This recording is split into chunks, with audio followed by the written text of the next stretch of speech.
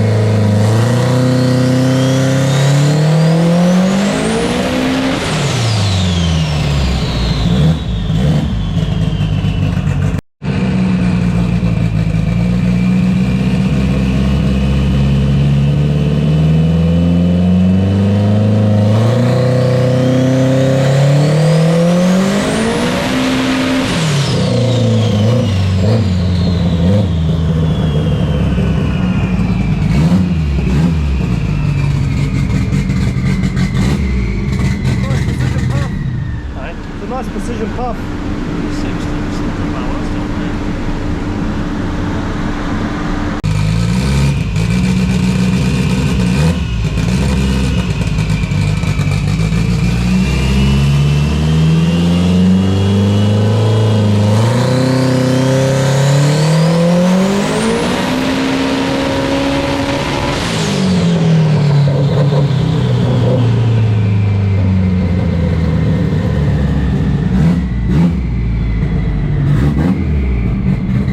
Taste that precision goodness.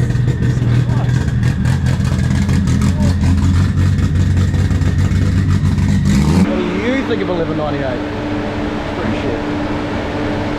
Cars these days run 12.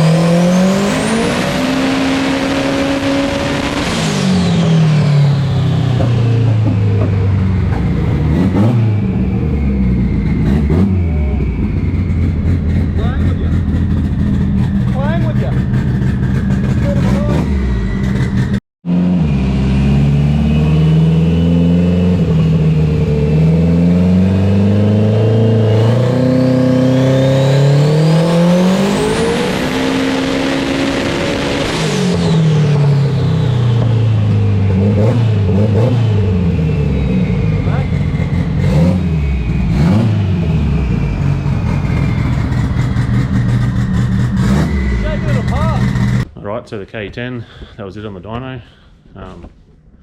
Drove it out this morning, everything seems fine. The first pass there on the dyno was almost a disaster. The accessory belt tore itself up, so obviously my alternator alignment is no good. And second problem, someone forgot to tighten up the core of the turbo into the turbo housing. It's probably why I shouldn't work on it when I'm distracted. That could have been an expensive stuff up. Anyway, got through it. We ended up at about 67 pounds of boost. I know that sounds like a lot, but that engine doesn't have an intercooler on it and it's on methanol. The turbo is absolutely tapped out, and you know, I've got to run it fairly rich to keep the engine alive over a quarter mile. So I probably could have leaned it out a little bit and it probably would have made 1200 and something, but what's the point when you can't run that down the track just for a number on dyno? It's not worth it. So for this now, I've just got to try and straighten the diff up in it. I actually found out finally that the diff's actually 10mm layer square one side at the furthest out point of the rim.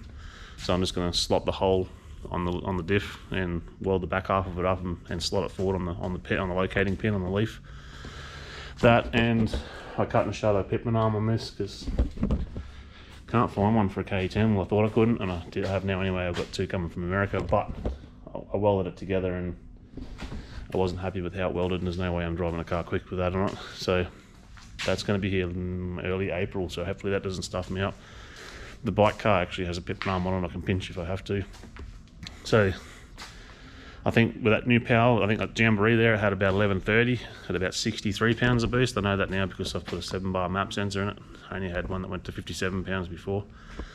So I had about 63 in it, about 1130, and it's now got 1198.5, which is a 68 horsepower gain. So that should, providing the car stays together, put it into the 760s at 180.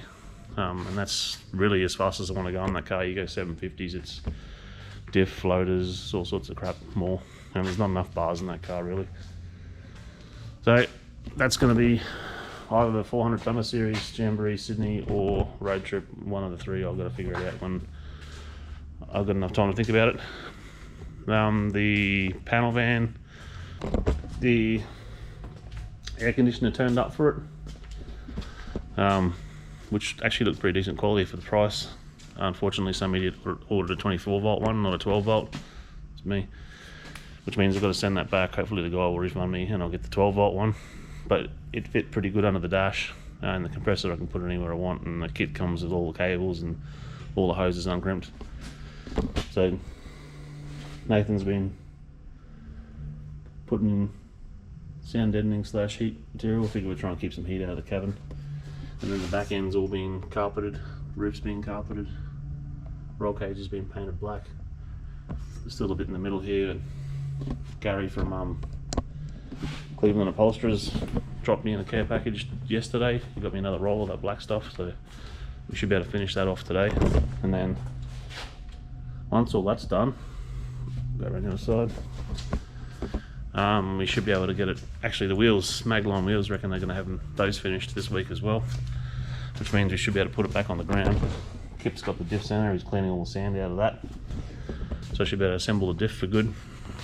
Dave's back from his Japan Drifty Boy tour on Monday, so he's going to get cracking on the fab.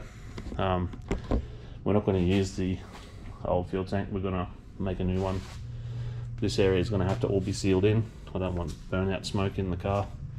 And the condenser for the aircon, it needs to stand upright because the receiver dryer is statically attached to the side of it. So we're going to try and shorten the fuel tank up a little bit and then use this backspace for the condenser for the AC, and then seal this whole area back in so it's under the car. I've got to cut this off. I'm going to put a tow bar cross piece and a 50mm receiver hitch for a trailer for drag challenge stuff. I didn't realise, but this doesn't actually get covered real well by the bumper, so we're going to have to do some more panel work. Doesn't look too bad in here.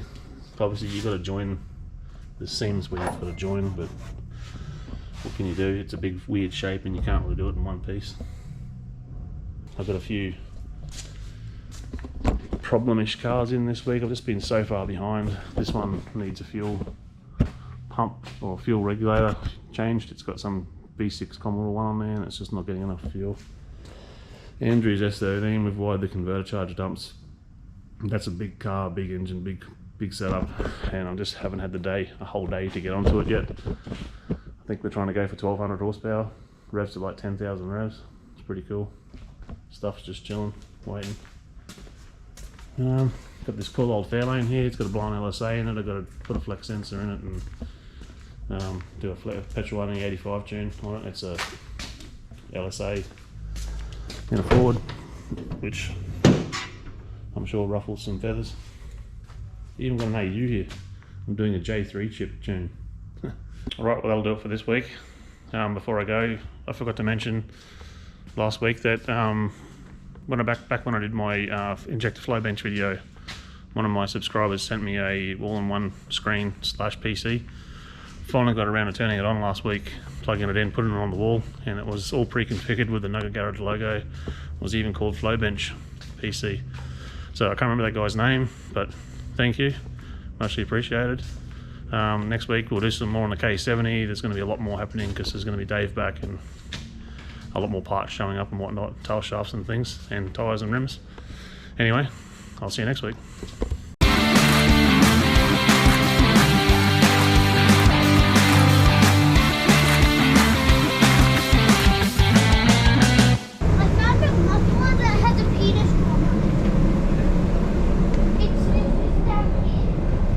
Yeah, why is there a muffler with a penis on it? Everything in this workshop's got penises on it. It's a workshop thing, right? Yeah. Everything. Even the battery right there and the fire extinguisher. Probably somewhere. Somewhere. Oh, found one. Where? Look, that big station. Yeah. You just smack it on there and then do. Done.